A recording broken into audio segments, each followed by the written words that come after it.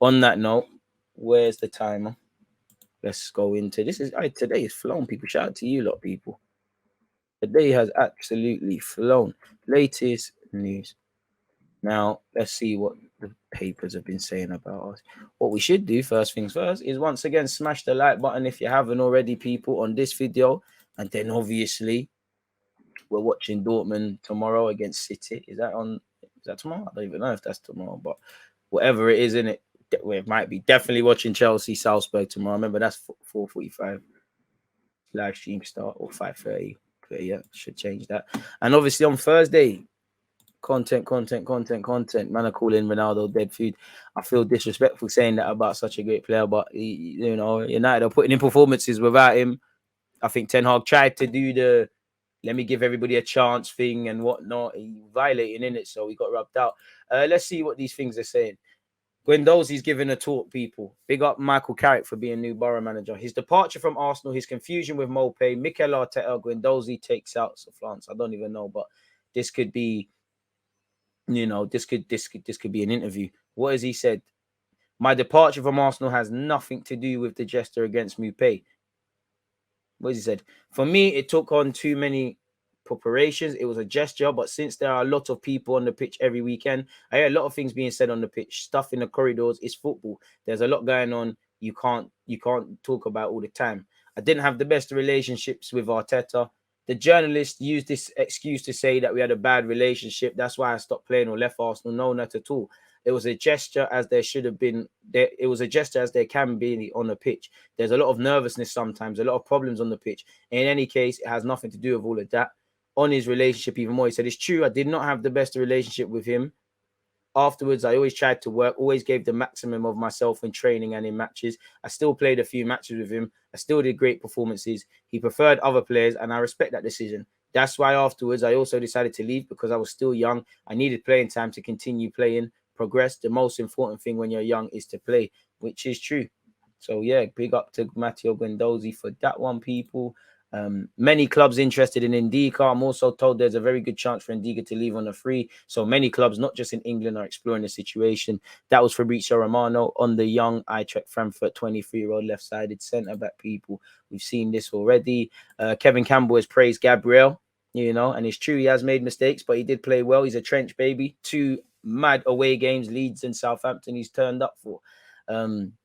I'll never miss an opportunity to, give some Gabriel propaganda. As far as I'm concerned, Arsenal need one aggressive centre-back, someone who's going to go and put his head in where it hurts and challenge the opposition forwards positive, physically and mentally. Saliba is the cool, calm and collected one who cleans up for others and looks gracious, but there has to be an aggressor next to him. Having 2 passive centre-backs is a forward's dream. Gabriel's the kind of defender forwards don't like playing against. You need one of those centre-backs to be the one who goes forwards and headbutts, essentially, and that's what we've got.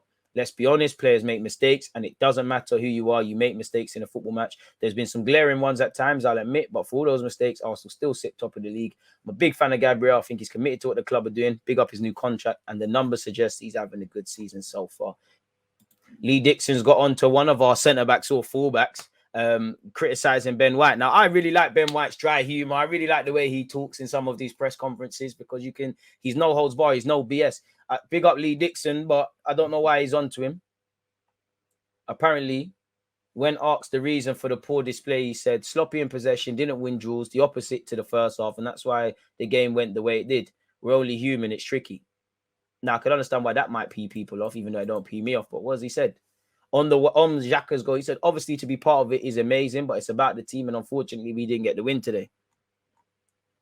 And then what's happening here? But after watching White's post-match interview, Dixon said, wow, did they get beat 8-0?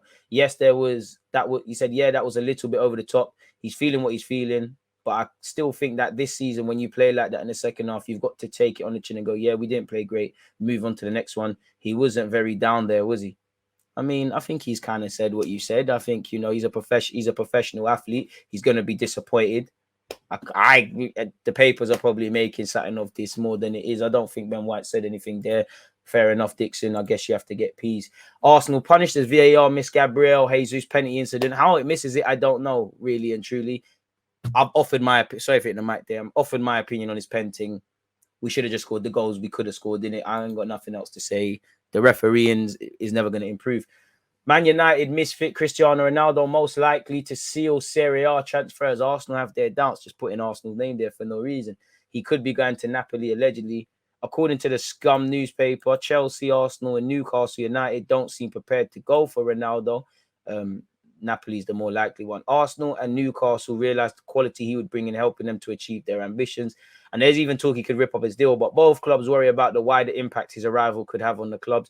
The most likely destination is now Italy. Napoli were interested in Ronaldo over the summer and are still keen. Okay, so we know we're not getting Cristiano Ronaldo. Anyways, it all depends what you read here, people. Mudryk might as well play for Arsenal. All the rumours that's been said with him, people.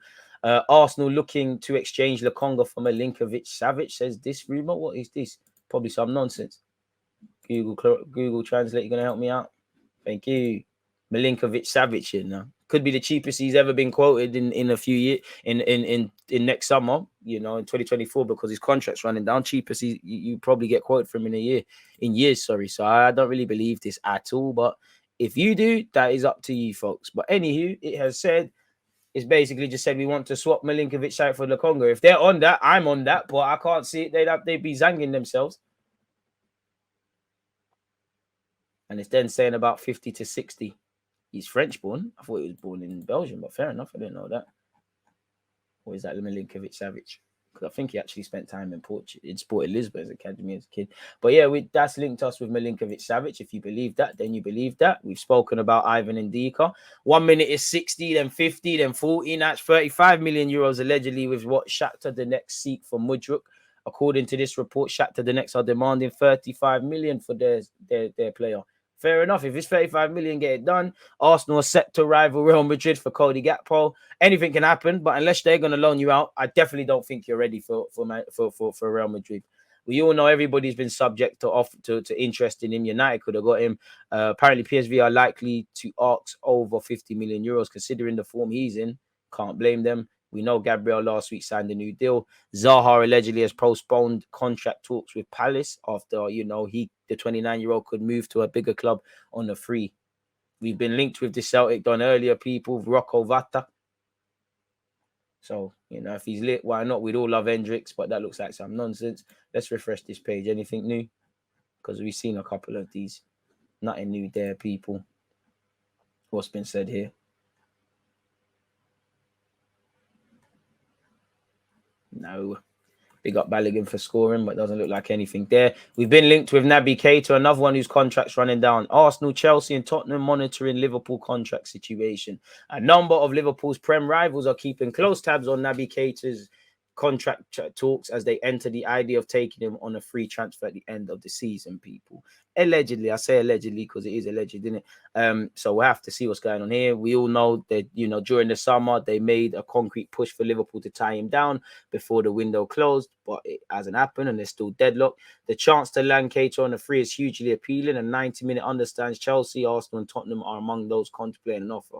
I don't have his injury record to hand, but he can't stay fit. It'd be issues. Obviously, Chelsea are probably linked because Jorginho and Kante might go. Dennis Zakaria, it's over at Chelsea already, isn't it? So, yeah. And he's also got major interest from Germany, Italy, Spain, and France, allegedly, folks. So make of that what you will. Once again, Shakhtar, the next winger Mudryk has been linked with Arsenal and Juventus. Apparently, the valuation is 35 million euros. And it's this article, once again, it said Arsenal are on to that. So, yeah, we spoke about that, Don. So, yeah, it is what it is. Gabriel Jesus has said it hurts people. He admits his 5-game run without a goal has left him feeling a bit confused, but has vowed to get back on the score sheet immediately. I don't know. I really don't know if I can. If I know, I can tell you. But the only thing I can do is to keep trying, keep fighting, keep improving. Like I said, I'm here to score goals. I'm here to help the team with the goals. I understand that. Of course, the goals are coming back soon. We're all rooting for you, Jesus, man. Brilliant player, really. You know, 5 games and it's all over. Everyone was a little bit upset because we knew we could win the game. We created a lot, but we were not finishing good. I put me in that, of course. I could have scored 1 or 2. Then we win. It's hard. It's difficult. It hurts, but we have to wake up, improve, and come back. Amen. That's all we can do, really, Jesus. What has he said here? He's warned his teammates difficult times are coming, allegedly. I'm disappointed. We're all upset with the result today because we know our quality. We know we could win the game today the way we played. Of course, we've dropped a little bit of our level. We have to come back because this league is tough. It's difficult. Everyone is upset. Now it's difficult. Now it's the difficult time. I think the difficult time is coming. So everyone has to be alert, focus more. We have 6 or 7 games before we stop before the World Cup. So we need to come back, relax tomorrow, but come back strong because that's football. Sometimes you drop a little bit, but you have to realize and wake up. That's what we have to do now. And then he said, the only thing I know is I have to do my job here. I have to focus here. Then if Brazil call me, I go and focus when the time is the World Cup, not now. My focus is here, Arsenal, my club. I think everyone has to realize the World Cup is not yet. We have to focus here. I think we've dropped a little bit our level with and without the ball. That's going to happen sometimes. We're young. I'm still young as well. We have to be more focused sometimes. We created a lot today. We created a lot like today. Again, we create, but we are not finishing good.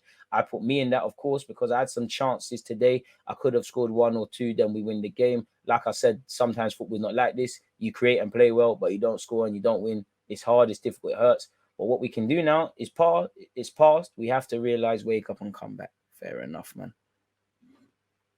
And that's the thing. I hate them, you know. This is why I don't listen to them really and truly, my guy. DG, would you be up for bringing in Guendouzi next summer? If we qualify for the Champions League, he'd have 1 year left on his contract. We could get him for a reasonable price. Yeah, even though he's 31, but Guendouzi's quality, experienced and all of that jazz, 100%, bro. Surprised you asked me. You should have known my answer. Gabriel Jesus, I believe, has been speaking to Arsenal.com as well.